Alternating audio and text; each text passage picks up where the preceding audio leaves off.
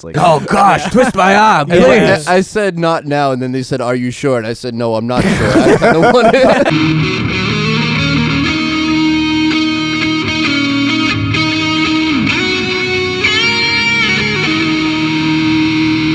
these things happen. It's not necessarily the worst thing that could have happened, but it is what it is. I think we all have those lapses of adultings every once in a while. It's like you just failed at life, like consistently. I don't think that leaving an SD card at work is considered failing at life. All right, so well, it's a different level because some people would be like, "Oh, that's no big deal," and other people, it's like, "Yo, that was actually pretty important," or that was out of the normal. Like, yo, Yeah. you're usually on the ball pretty good. Mm-hmm. And it's like then you have like those 3 days in a row where it's just like I did not do a single Yeah. thing right. Fair enough. Sometimes you get those. That's one of those tough like things about like just having so many different things on your mind where it's like, oh, I got to do this, I got to do that, I got to do all of these things, and then something gets left behind, and you're like, that's probably the most important thing that I had to do, and I totally forgot about Just smoked everything I was thinking about. Yeah. Well, sleep deprivation really plays a role into that. We're really on track. We had a conversation about doing a the sleep deprived show. Oh, yeah. And just like doing one at like 2 a.m. with like no sleep after like 48 hours. Just have a conversation. Just be So like, we're on pace, guys. be gurgling. Yes. Especially my gravel voice. Like if I don't sleep, it just progressively goes down. It just gets lower and lower. Yeah. Oh, hey, before we get too far away, shout out to my cousin Ryan for reaching out to us. Shout out to Ryan. Oh, yeah, And- Ryan. Yeah, and thank really, you. really enjoying the podcast and grabbing onto some of those memorable quotes. Yeah, thank you, Ryan. That meant a lot. That was awesome. And for all our other listeners too, you're more than welcome to write into the Life podcast. If we say anything that's profound, anything that really sticks out to you, and you really enjoy it, so that we can make little clips for Instagram and stuff for the future, let us know. Send us in what the quote is, where it is within the program, at least the episode it comes from, and yeah, it would be much appreciated. We'll reach out to you and maybe we'll send you a little something. Yeah, we started working on those projects. We also changed the logo of the podcast, so don't think that something went wrong. We have rebranded. The icon's different. We got the graphics done. Yeah, well, we officially branded. I don't know if Yeah. it was a Oh, rebrand. yeah, Because the first one was just like a placeholder until we could figure out something out. So shout out to Becky for coming up with a great logo for us. Yeah. That thing came out great. Yeah. I love it. It was very nice. So that's what that is. That's what that is. This is the Life Podcast. My name is Benjamin. I'm here with Eric What's up? and Tyler. Yo. There you go. Just for all the new people who joined in, we're here. We're talking about just random stuff. That's really what we do. All right. Yeah. Let's Okay. go. Let's go, old So- man. oh, yeah, Get yeah. it out. My Get it out old on the man. table. What grinds your gears, Benji? My old man complaint. Yesterday this happened to me. Both of these things happened to me. One, I saw this Honda Odyssey minivan thing driving down my street, and it had those like new like the massive like 35-inch wheels that are like you get like a quarter of an inch of tire on the tire, and it's like, and it was so bad. And it's like, okay, if you have like one of those old like airbagged cars, like, okay, yes, I understand, not my style, but whatever. But like on a minivan, Yeah, right. like really? I think the worst part is like the bigger the rim you get, the less tire goes around the rim, and the more you pay for that tire. Yeah. Those are Oh, probably yeah. like $500 a pop tires. Oh, Yeah. absolutely. I looked at those rims and I was like, that's worth more than my car. That's worth more than his own car. Yes. I'll tell you. The only thing I can think of is like you didn't want to be a parent, but you are one. So you need the space. You can take the man out of the hood, but you can't take the hood out of the man. He's all like, these are the rims I would have had on my Beamer, so I'm going to put them on my Honda Odyssey. That's the only thing that makes sense to me, man. Because I can't justify spending $3,000 on rims, throwing them on a $2,500 car, It is. and It's just true. driving around like this is fine. And it wasn't a new one either. It was like a 96, 97. Like, it's like the guy was all like, oh no, I'm getting the value out of these rims. Like, he had to definitely cut out the wheel wells. Listen, We all have our vices. Yes. Listen, that's you that. know? That's that modified life when you know. You know.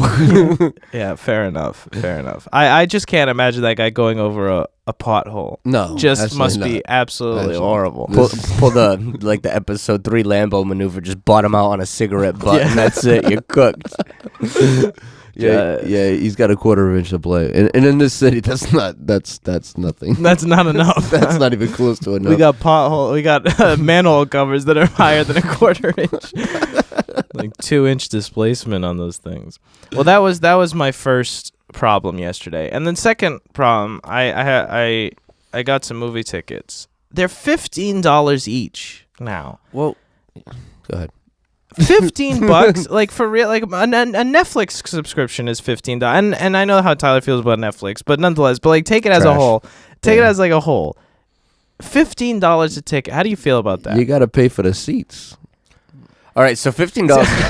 Hold on, $15 a ticket. I can justify it if it's our local mall where they just remodeled it and you get those nice big reclining seats and everything. Yeah, pay for the Like seats. for the $15, I'm not that cheap where I'm gonna get all bent out of shape. As long as you go and see a movie that you actually want to Yeah. see. But like $15 for like a rickety theater that has like sticky floors and stuff. Yeah. No way. No, I'll stay home. Well, Thank but you. it was like the last time I bought movie tickets was probably 2 years ago, and I don't remember how much I paid, but I don't think I back paid in my $15. day. Yeah, exactly. This is, but I don't remember them being $15. Like, No, they like weren't. I mean, I'm not saying like, oh, $15 is like.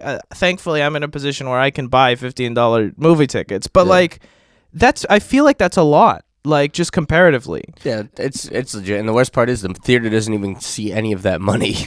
Oh, That goes all to the box office. If we made a movie, all that ticket sales and revenue goes to the movie. Oh, fair enough. Yeah, a lot of it does. That's why they like make money popcorn's on- like yeah. $7 a bag. They make money on concessions, and now they're throwing like working bars inside of movie theaters. Oh, yeah. well, hey, they if have you're one gonna here. you're gonna do it, like Yeah, if you're gonna go, like it's weird. You go to the mall and they have just like a bar in the movie theater. Then no one's ever working at it. It's just a very strange. No one ever works anywhere. They build it. No one works anywhere. Yeah. And then I had to pay a convenience fee. Side note, and then again, A and convenience, fee. that would annoy me. I bought the that was tickets online. that was very inconvenient. It was like $3 for the convenience fee, and I'm like, okay, and I just like, I was like, again, it's not the dollar amounts, it's the fact that this is the thing that you're doing, and I guess I'm perpetuating it by purchasing the tickets with the convenience fee. Yeah. They're like, oh, okay, well, somebody will pay for it, so whatever. So Yeah. it's getting worse, but like, I was like, I did all the work. There Yeah. was no convenience here. I picked the seats. I did all the work. Like, what the heck? It's really inconvenient. You got any old man gripes? Not that I'm aware of at the moment, but I'll keep an eye out for them. But as far as movie theaters go, like they have like in history always had to keep like. It's always been a struggle to try to keep movie theaters open. Like for their first, like they used to be just like a dark room with like a couple of chairs in it and like just like a weird film playing, and that was like the first movie theater, right? And then you had to adapt from there. So then they finally they invested. I think it was like an exuberant amount for that time. It was like in the 1930s they invested like millions and millions of dollars to get all the movie theaters with air conditioning. Oh, wow. You know what I mean? And that was the first big investment that actually worked. And then, so now, and then they like kind of rode that for a very long time where it was just like average seats and air conditioning for like 100 years almost. And this is like the new biggest push is like, let's give them reclining seats and, you know, bring the food to them, which I don't, if you went to the AMC one, you went to the one here, Yeah, you can do that here. they bring you the food here. So like, those are the things. Yeah. Where? What? You order it on the app or something. They bring you your you can popcorn tell for an them extra what time. convenience fee. Yeah, you also pay for that, but like then your popcorn becomes $30 instead of 20. That's why you're better off smuggling your bonbons in your in your shirt or whatever. And that's another thing. A lot of people don't buy the concessions, so they have to boost up some prices on the tickets. Yeah, we do this to ourselves. You Yeah. know, at the end of the day, we're the ones who are just greedy. It's all like, oh, you're gonna pay $7 for a bag of popcorn. Oh, you know what I'm gonna do? I'm gonna go to the dollar store and buy a bunch of candy, and Oh, I'm just yeah. gonna walk in, and then the popcorn goes to like $9. Listen, It's let like, it- I wonder why. Let it tank. I'm gonna ride that pony till she dies because I'm not spending $9. We're for not a gonna bet. have movie theaters anymore. That's We're fine. gonna have Netflix parties. you gotta adapt and overcome. Oh yeah. Modern problems require modern solutions. Well, shame on the system where like $15 for the movie like goes to only the movie. Like It's just I think that there's a lot of like nuance to that. But I do agree. But this movie made $86 million in the first week or whatever. Yeah, but it profited negative $3. Yeah, it zeroed out. Yeah. Everybody got paid at the time. No, but still, it's just Hollywood movies are just sounds like a government contract. It's not. It is. It's usually it's up there. sounds about right. Yeah. The thing to me is okay, I don't have a problem with it personally because I bought the tickets. It's not like I cry about it and then I didn't buy it and I went and I just sat in my room alone. It's how are people supposed to afford? I remember when I was in high school, $15 would have been a lot to me in high school. To go and say I wouldn't go to the movies at $15 a movie. Mm-hmm. I wouldn't. It was I think it was when we were in high school, or I didn't really. It was $9, maybe $8. As unsheltering as my parents were, they didn't let me hang out at the mall. That's good. That was something. That's a good thing. You don't want to be a mall rat. So going to the Fair movies and stuff. I could every once in a while, but going to the mall, I think it was the movies was $7, seven and change. Yeah, something like I think I hung out at the mall twice. Yeah, and then you realize this is Yeah. Hey, so in context, I remember one time I was hanging out at the mall with one of my buddies, and we used to make jackass videos as kids. That was our bread and butter. I mean, I've been in this game a long time, and I remember Macy's had just opened, and my buddy was like, "Hey, watch this, bet." So we go up to the top to the second layer to the top floor, and my buddy just says, "All right, you're gonna film me, and I'm gonna take this the up elevator." Up escalator all the way down. I'm just gonna fall as hard as I can down the up escalator. He cooks it down the escalator and falls. Hey, they make him lay there at the bottom of the escalator. He was fine. They make him lay there for a half an hour. Wait, get the paramedics. And I'm just standing there with a mini DV camera in my sleeve, trying to film all of this going on. I wish I could find half these tapes because we have some great footage. Oh no. Yes. So I just picture him hitting the bottom and the thing still trying to go up. So he keeps following that. He keeps following that last step. Well, that's kind of what it was for a second, and then they were like, "Don't move, and they kind of drag him. Oh god, I can only imagine that. Shout out to that guy. Oh man. Yeah, that was my buddy Matt. Matt, if you ever tune into the podcast, Oh man, we got you, bro. We got you. You got a place in this. I hope you have that tape, Matt. You got to share that. Why did the mall become the American hangout spot? Well, because you have everything there. And I'm sure you could the best part for the mall for me growing up is I could go and find any kind of random lonely 40-year-old dude, be like, "Hey, can you go buy us beer?" Oh, that went very differently. Come on, you got in contact with plenty of other people to be able to corrupt yourself as much as you possibly could. Fair enough.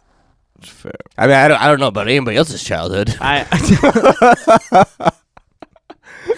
That's Tyler's psychological profile in a nutshell. It's right there, that one statement, that story in that statement. That's it. That's all a psychoanalyst needs. And it's oh yeah, I got you, guy. You got my number. I clocked you a mile away, dude.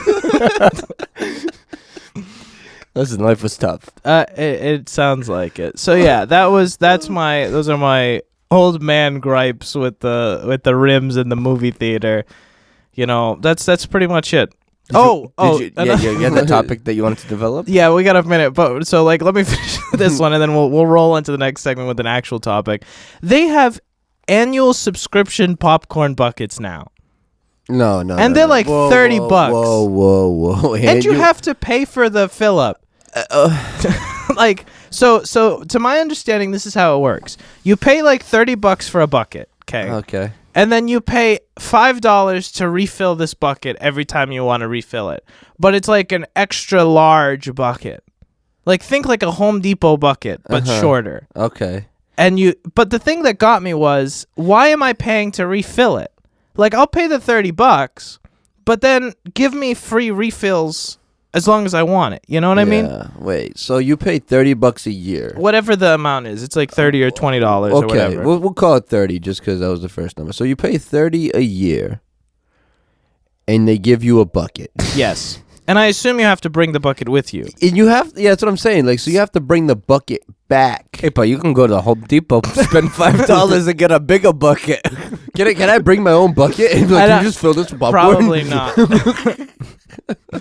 So that's the state of corporate America. How does that make you feel, Eric? How do you feel about that? We're gonna infect you. You're gonna get salty on that side pretty soon. Yeah, no, that one's kind of like I don't know. That's a little strange. Bit aggressive. I don't like that idea. The fact that you have to bring the bucket back is what gets me. Like, I'm gonna forget the bucket. Oh, absolutely. And then what? Then I gotta pay $11 for a popcorn again. Yeah. And it's like I don't even eat popcorn. I don't know why I'm It's getting gonna mad. find it's gonna find like permanent residents like under the sink, like catching a drip. And Yeah. then just- It's like that's there's it. your $30 investment. $30 a month or whatever, $30 a year. Oh, $30 a year. and then ducks. There's the That's it. ducks. We'll be back with actually like content. Oh, this is all content. Stay tuned.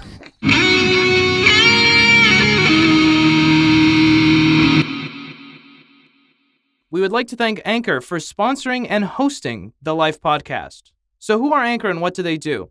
Anchor is the all-in-one platform that gives you everything you need to make and publish your podcast. And best of all, it's all free. Anchor allows you to use their creative tools to record and edit your podcast. No need for any fancy professional equipment. Sounds amazing, right? And we haven't even gotten to the best part. Anchor isn't just a recording and editing platform. They're a publisher too. This means that Anchor takes care of all of the hard stuff, like publishing to Apple and Google Podcasts, so you don't have to. So what are you waiting for? Download the Anchor app today or go to anchor.fm to get started. Another thanks to Anchor for hosting, publishing, and sponsoring the Life podcast. Yeah, in 84. Major percentage. Yeah. Yeah, seriously. I got like 7 group chats on my phone. You guys are in all of them. How many group chats I got? Hold on. Ready. 1, 2, 3, 4, 5, 6, and this one's not really relevant actually. So 5, and you guys are in 4 of them, I think. I get a couple group chats, but I only have 2 that really matter, I guess. And you're both in them. We have like 3 group chats with just this group. We have one without Raisla. We have one with Raisla, and then us. Yeah. Fair enough. I guess it's legit. It is what it is. We are recording. Oh, we are? Oh, nice. I read it, yeah. I got like 85 group chat. I wonder how many. Oh, side note, Raisla, it's not because we don't like you and we're talking trash about you. It's just we needed to send a larger file and it needed to be over iMessage. So that's it. How long have we been on? What have we been talking about? I ran it at the group text part. I could cut it out. No, it's fine. It's okay. Group chats 101. Hey, welcome to the Life podcast. Welcome back. Glad we weren't talking bad about anyone. Eric will turn the mics right on. Y'all complain when I don't have the mics on. Y'all Yeah. complain when the mics are on too early. Exactly. Well, hey, listen, Patreon would get it no matter what. Fair. So Yeah, this is good. So the topic that we're going to try to throw at the wall right now, I was thinking this morning as I was getting ready, was about I need to buy T-shirts for myself. And bear with me, please. I was all like, I've known this for a couple weeks now. And I was like, I need to buy T-shirts, but I just haven't gone and done it. And I was all like, it's not that I don't have the $15, $20 to go buy the T-shirts. It's not that I don't know that I need T-shirts. It's just I have just not actively gone and just bought the T-shirts. Yeah. And I think that we do that a lot in our life, and it's not really like you could say it's procrastination, but it's not really procrastination because it's not a hard thing to do. I just have to drive to the store. On my way home from work, I can go and do this thing. It's just like I just don't. And I wonder why. it's order of priority, really. I mean, besides procrastination, I think it's just it doesn't take precedent. Or sometimes, I mean, there are deep psychological things when it comes to that. Like, what's stopping you from starting this thing? Nothing. Then do it. I'm gonna go do this. I'll get to that. I'll do that. And it's like, no, that you just. The only thing that's stopping you is just getting up and doing it. I mean, think about getting the 3 of us in one room, and everybody just says, "Yeah, do it. I have this idea. Okay, let's do it. Let's do it tomorrow. Let's do it the next day. Let's do it as soon as we can." Most people would be like, "Oh, let me start the pre-production. Let me write. If it doesn't come out perfect, if it's not exactly the way I want it, fear of failure is another big part in that. It's like, okay, if I don't start, I won't fail, or if I don't start." Or if I start and I don't finish, that's fine. I never had an opportunity to finish to say like, oh, it didn't come out the way that I wanted it to. There's a song about that actually. That is one of the songs that Spotify recommends me. Back in the 30s. No. I think it's called like "Love Songs Are for Losers" or something like that. Like that's like the chorus of the song. That would be one of the songs on your list. Yeah, fair enough. But like the concept of the song is, I'm not gonna tell you that I love you because you're gonna say you don't love me back, and like that's the concept of it, where it's all like, I'm not gonna give you the option to say no, so I'm just not gonna say anything, that might have got a bit too deep. But that's not how I feel. You just cut some people's hearts. Yeah. I was about to say, I'm not going to tell you I love you because I'm going to cut you off next week. That's our next hit. Yeah. Yo. Let's record it. But I don't know. I find myself in the same place though. Like there are moments where I just like need to go to the store and need to go grab something. But for me, it's like I don't enjoy the process of going to a store. I don't like. I'd rather order it online. I've been in stores, like in a mall, went to go buy shoes, told them, can I order this online and have it shipped to my house? I was there at the store holding the shoes in my hand. I was like, just ship it to my house. I don't want to carry this. Yeah. And I've done that, you know what I mean? And I don't know what kind of level of lazy that is, but I didn't want to carry it. But that's such a first world problem. I want to race it back. Yeah. But like I don't enjoy being in stores. I don't enjoy the process of shopping. So for me, like when I do have to go out and buy clothing and stuff like that, I have to set up a whole day where I have to like prepare myself. Like, all right, I'm gonna spend this day. I'm gonna buy everything I need this day, and I'm not gonna go to the store like 4 times this week. I'm just gonna go one day, get it out of the way. So for me, that's what my perspective is. So like if it's like a random Tuesday, I need to buy a couple shirts. I was like, I'm gonna wait till I need a bunch of stuff, and then I'll go buy it. See, for me, it's like I don't have a problem with the experience of shopping. I have the problem with going and doing the things. Like, I like need to block out a set of time, and I have to say like, okay, today is the day that I'm gonna go do this thing. So I'll go to Best Buy, I'll go buy something, I'll go to Macy's, I'll go buy something. Like I'll do it all in one shot. But if I can't get like a 2-for-1 out of it, I'm like, nah, it's fine. I don't need those shoes that badly. I don't need that SD card that badly. I'll just deal with it. I'm the same way. I guess it really falls down to order of priorities. I think it really does. Yeah. I mean, or you can take it. I mean, it borders that procrastination line though of like, I'm just gonna keep putting this off, putting it off. But it's like, no, I'll definitely work on it. But there has to be the incentive for it, or it's like that 2-for-1. It's like, okay, well, if it's not convenient for me at this moment, I'm not going to do it until it's convenient. Yeah. And there's also things where it's all like I sometimes there's things that I don't want to do that I just keep putting off, but there's stuff that I like to do that automatically goes in that order of priority list, where it's like, because I like this experience, like going to Best Buy, I'll go to Best Buy a lot more often than I'll go to Macy's, you know, even though I probably need the stuff from Macy's more than I need the stuff from Best Buy, where it's like, that's just like that order of priority is like, okay, I care about the quality of the products that I use, but I don't really care how much that I look like, you know. Yeah, I mean, I've always been that way where I'll spend thousands of dollars on equipment, and I'll spend, but my budget for clothing is like way lower. Yeah. Listen, and that's just a level of priority of my life. I got black T-shirts for so many years that I don't have to go and buy. I mean, I wish we were the same size. I could just give you shirts. I have shirts for days. I don't have to go shopping for years, guys. Yeah. He just has one closet full of just, then I run through this one, the next. Right, I probably have a bin this big of black T-shirts. Tyler just doesn't wash them. He just throws them away. Yeah. Fair enough. I could. It's a tough life. He said I could. I'd be good for a year. I believe it. No, and that's, I think that there's an interesting thing, like, because we joke around about this concept, but when you start looking at this at a macro level, and you start saying like, okay, my job is third in my life, my family is second, my whatever's first, you know, like this is like, and you start layering stuff. My rims are first. Yes. It's all like, I'll go without food to buy rims. My hood life is first. Why do they make sidewalks? This is a joke, Tyler. Why, Benji? Tell me. Because the streets aren't for everyone. Yes. But there you go. But that priority list is very important, and we have to start looking at that and saying like, because sometimes we have projects in our lives that have been going on for 3 years that have not made any progress, and we're like, I was really motivated for this thing, why didn't it go forward? And you're like, well, because you actually don't care about the thing. Like, you're saying that you do, but you actually really don't care about it finishing. Oh yeah.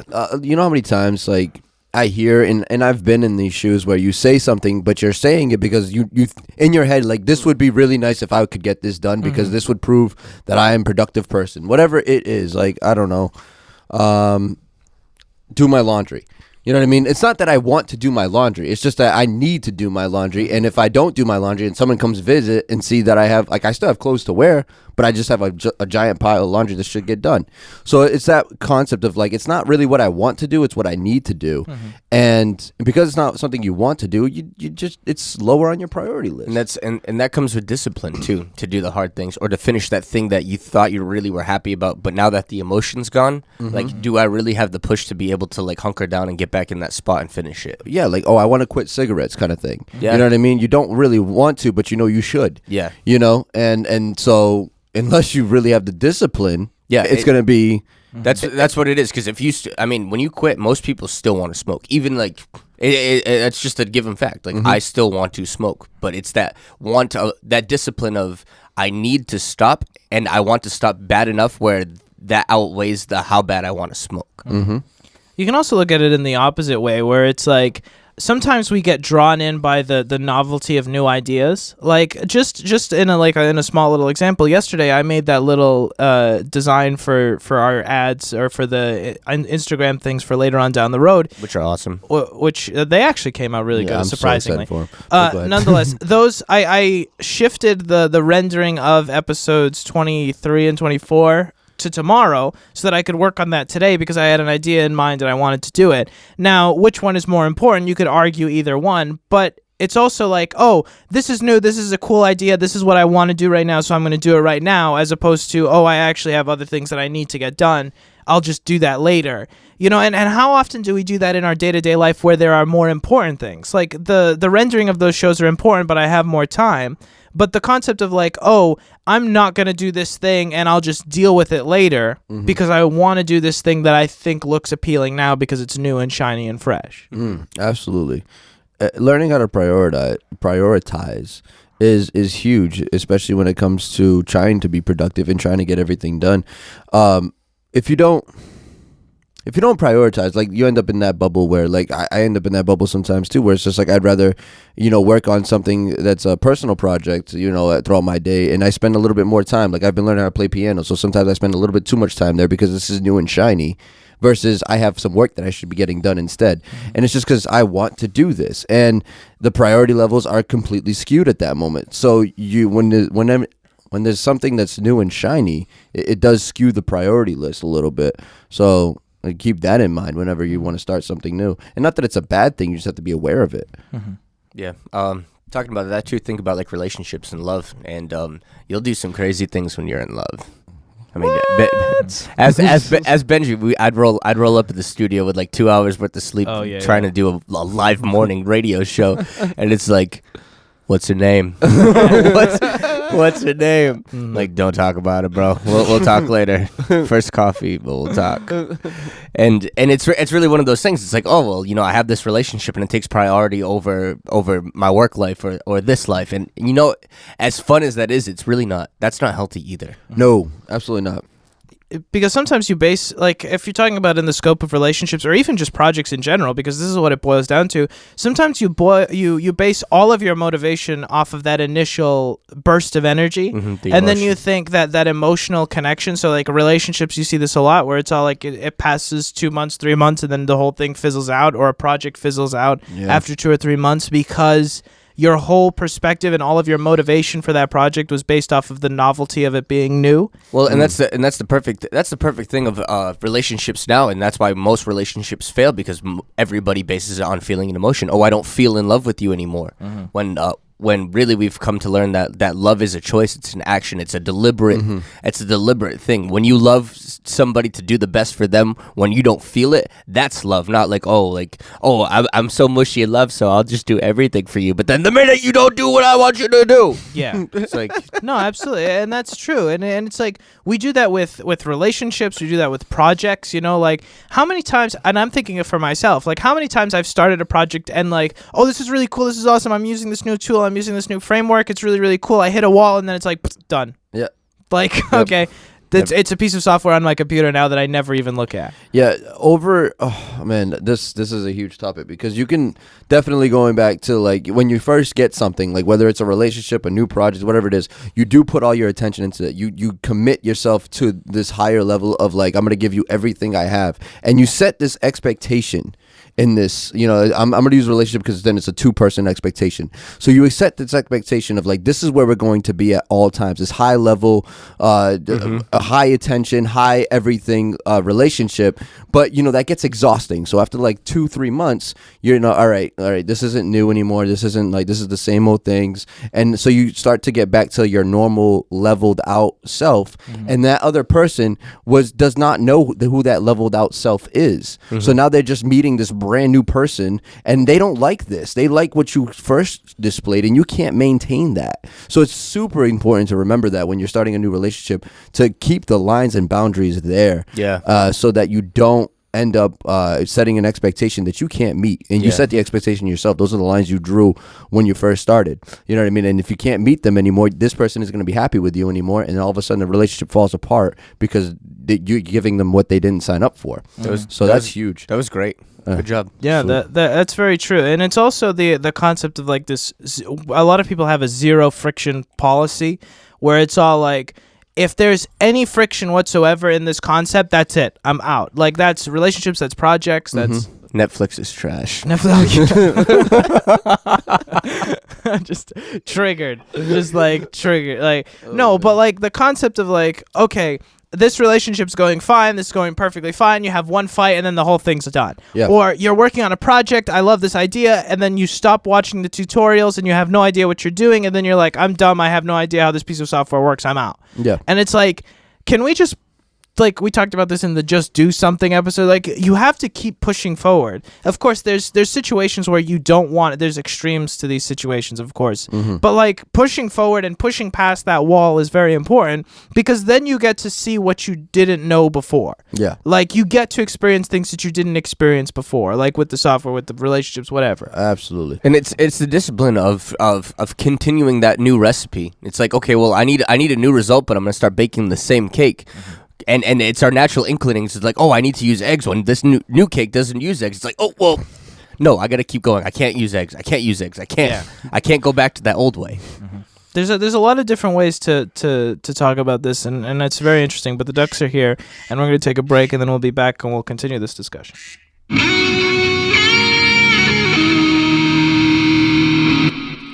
And now we're not talking about anything. It was just like friction, all of us in unison. And Friction. Start the recording. Absolutely. My pathetic cricket. That was actually pretty good, to be honest. Oh, well, it's thanks. better I than thought it can was do a real cricket. It's okay, Eric. Netflix is still trash. Calm down. Wow. Tyler acts like I'm a majority shareholder in Netflix. I just think that they're an okay platform. It's not like I'm singing their praises in the streets. So what's your opinion on Hulu? Have you just? I pay for it. Well, so fair enough.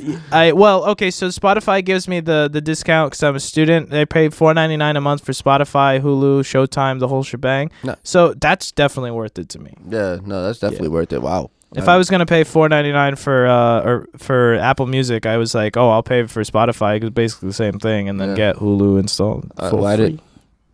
I didn't even know that was a thing. I think the way to go. I've definitely been putting off buying Apple Music, but Apple Music would be great in my situation. We were talking about having music tastes and everything, how like that makes the most sense for me. Where I have to go and search out the artists that I actually do like instead of like algorithm figure me out. It's like not happening, bro. Yeah. It's a pretty good platform. It's not the best. I mean, it's just a music library. I mean, everybody has their algorithms now that try to tailor stuff, but it's like, you just... It's very competitive. It takes me months to be able to, like, cultivate a Pandora, and they're, like, still not set. They're like, unsatisfactory. Whatever you do, and this is something that I ended up falling a trap to, is, like, deciding which platform you want to go with. So, like, I've used Tidal, I've used Spotify, I use Apple Music now. So the problem is you build up a great catalog on Tidal, and you don't really like the platform. You've used it for a year, you didn't like it, so you switch over to Spotify. Your catalog is gone. Gone. So you build another one on Spotify. Yeah. And you repeat the process when you go over to Apple Music. So my recommendation is just pick one, And before you invest too much time into it, because once you build that catalog, it hurts deleting 400 songs, 500, 600,000 songs. You don't want to get to that point where it's just like, and I got to start all over. I have nothing. So Eric's really deep in the ecosystem. Then you're Yeah. like you got the whole thing. Oh, like, you I got the whole I don't want to shebang. say I'm an Apple fanboy, but Apple's You're got in, me. yeah.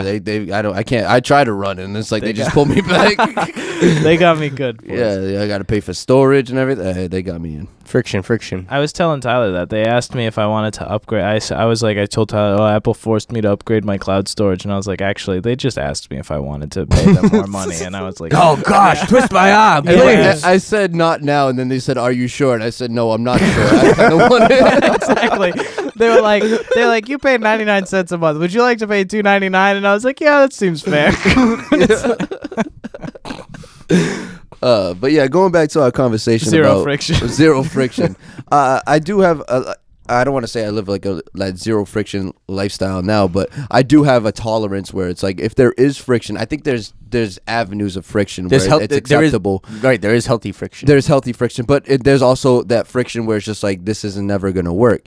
But like the friction of like learning something and when you're trying something new, there's always going to be friction there. I don't care what anyone says. Do not let that sway your progress. Okay, you can't just pick up Photoshop and expect to be the master of Photoshop in a day or in a week or in a year. It takes long times to actually master this stuff. So that level of friction is good friction.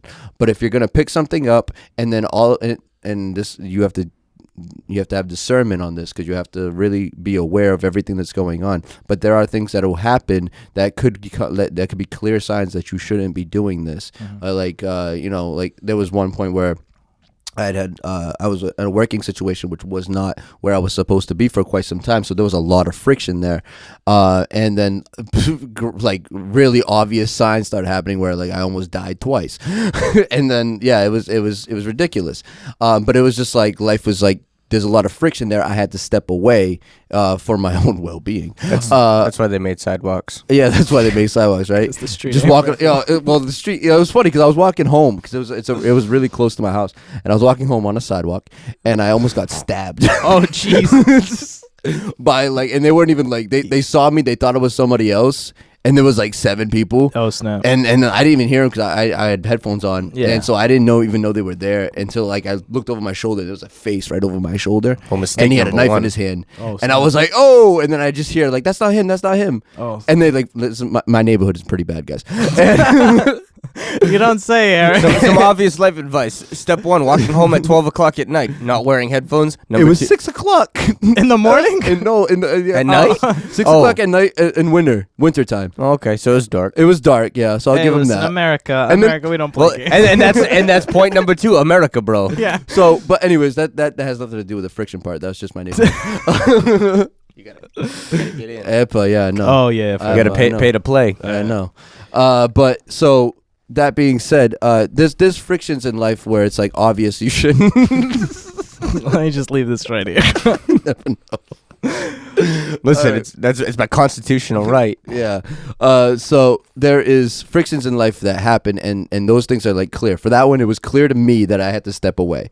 You know, but like learning something new, there's gonna be a friction there that's healthy, and that's like the proving ground of do you really want to do it? You know what I mean? And there are things that you could push through, but there are things that you shouldn't push through. Absolutely. And sometimes the friction happens after you've done all of the work too, and you just get frustrated. One example, this is going to be a really silly little example, but it's true. I did a water simulation for Blender, the one that I showed you guys where the water flows into the bucket. You know, I was doing some 3D animation stuff because I wanted to see how it went. And the animation itself took about 2 hours to do. And then it rendered for 17 hours, like 24 hours. 17 hours was the video. It was like a 24, 25-hour render. So it just sat there for 25 hours just waiting. And it was like, I was sitting there and I was like, really? I did all this work and I don't even get to see the final product till tomorrow?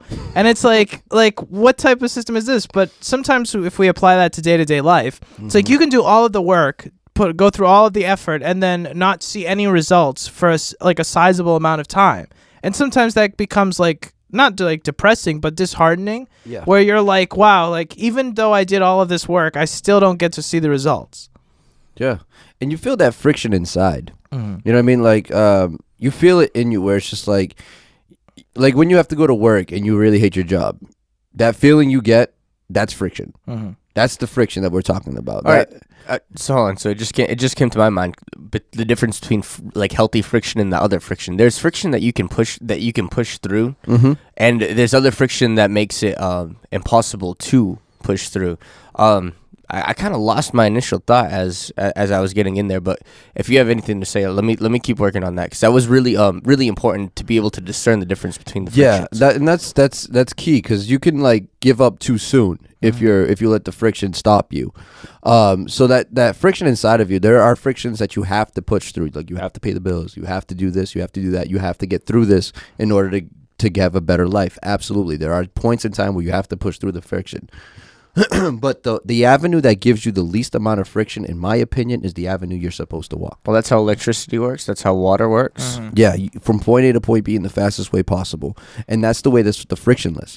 It's the way that you walk. All right. So the difference between friction usually, I guess, will come down to morality. There's friction that you can fight through. Like, okay, I have this project and we hit a wall, and now I need to problem solve and get around that wall to be able to see this thing come to pass. Or there's a couple difficulties, but the minute you have to take an avenue that's that strays from morality, like, okay, well, like, I have friction in this thing, now I have to do some underhanded stuff, some shady stuff to be able to force this thing through, that's unnecessary friction. That's unhealthy friction. If it really causes a mental or physical stress in your life that's uncalculated and uncontrollable, that's unhealthy friction. But like normal problem solving, or like, hey, I just need to man up and just and like take it on the chin for a minute, or okay, you're criticizing my idea, I need to keep going forward because I know that this will succeed. Just because like I said in the other episode, we can laugh about it, but like, did I stop playing Counter-Strike Source because I got called a homo in a